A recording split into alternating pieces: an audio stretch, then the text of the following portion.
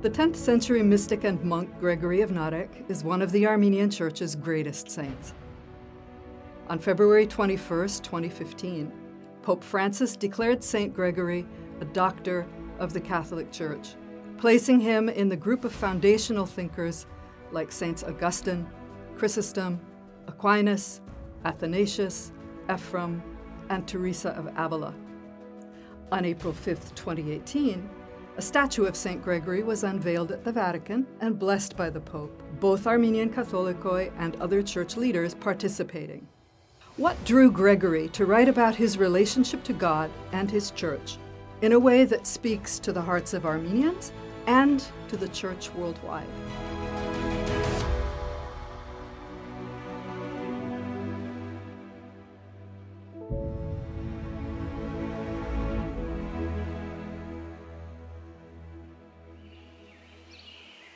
To begin with, Gregory grew up in a time of peace.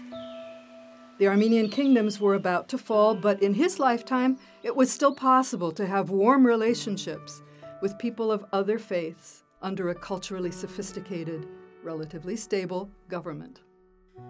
Gregory grew up around Lake Van, a region dense with remnants of Armenia's most ancient past, as well as monasteries of all sizes. Every one of its harsh and stunning landscapes held reminders of the Armenians' deep roots in the soil and in Christianity. The early death of Gregory's mother changed his life completely. At less than 10 years old, he was sent to study at the monastery of Narek. There he came under the maternal protection of the Mother of God and Saint Santucht, to whom the monastery's churches were dedicated. In one of his prayers, he says tenderly, "My spiritual heavenly mother of light cared for me like a son, more than any earthly, breathing, physical mother could."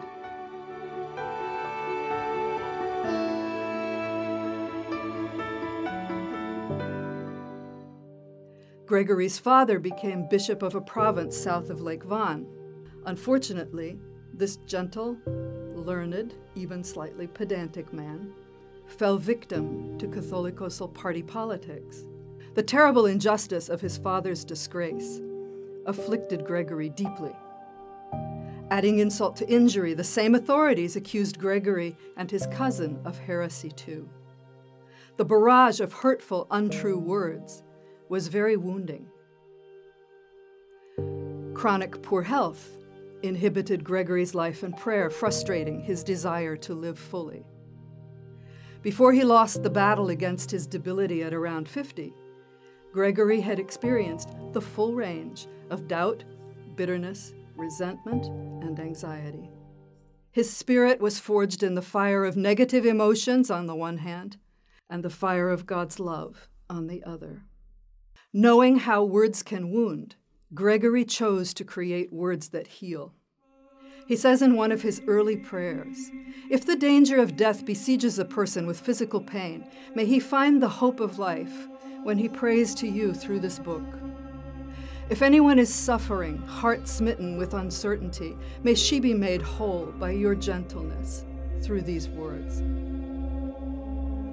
Gregory's healing words expressed intense love for three things: the church, the liturgy, and the cross.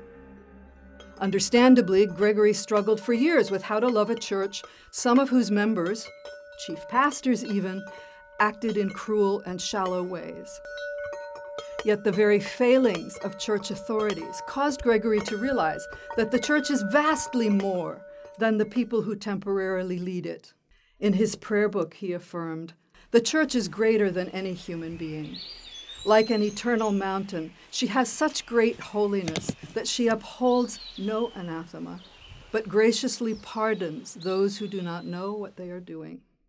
Gregory's spirit lived through the church's liturgy. His prayers often follow liturgical sequences, and for him, life and liturgy are one. Swinging the censer, Gregory realized that he himself was a censer, that his thoughts were made fragrant by divine love just as frankincense is by the hot coals. Gregory's mystical life was also fueled by the cross. We know that Gregory saw his life as a crucifixion because he tells us so, quite frankly.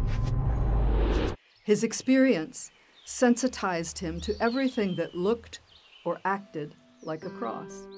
Some days he felt like an unarmed gladiator. We have all had days like this, days when it seems to us that some force we never wanted to fight is bringing us down. On one very confrontational day, Gregory prayed, "Cut me loose with your victorious sword of life, the cross, and release me from the nets that have snared me, taken me captive, with death on all sides." Gregory often felt crushed. Yes, he chose to accept his role as a bunch of vulnerable grapes thrown into life's winepress. But then, one life-changing moment, he realized that the mechanism pressing down on the grapes was shaped like the cross. And he had the radiant revelation that he was being crushed not by an enemy, but by love.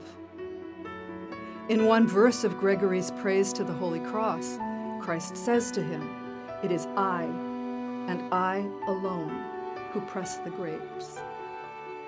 Gregory had not been left to wither on the vine. God found him ripe, ready to be made wine, fit to become the very blood of Christ. For Gregory, death was a continual, vivid presence. He worried that nothing in his insignificant life would count for much in the light of eternity. But when he thought about the scales of the Last Judgment, he saw that the scale itself is a cross. He asked God in prayer, "How would the mass of all the sins of the universe appear to the generosity of your almighty eyes?" God responded, "In comparison with the cross, all the sins of the world are like a drop of rain that trickles away." In his short life, Gregory discovered God's love within all things, including unjustified, inexplicable suffering. He wrote his prayers to make this discovery available to all, not only to the spiritually adept, exceptional, joyful people, but also to beginners, the depressed, or the simply average. Gregory convinces us, and Christians in every tradition, that human actions never overcome divine grace, even if they overcome the laws of nature. God's forbearance, gentleness, redemption, forgiveness, and glory will prevail to all ages and generations.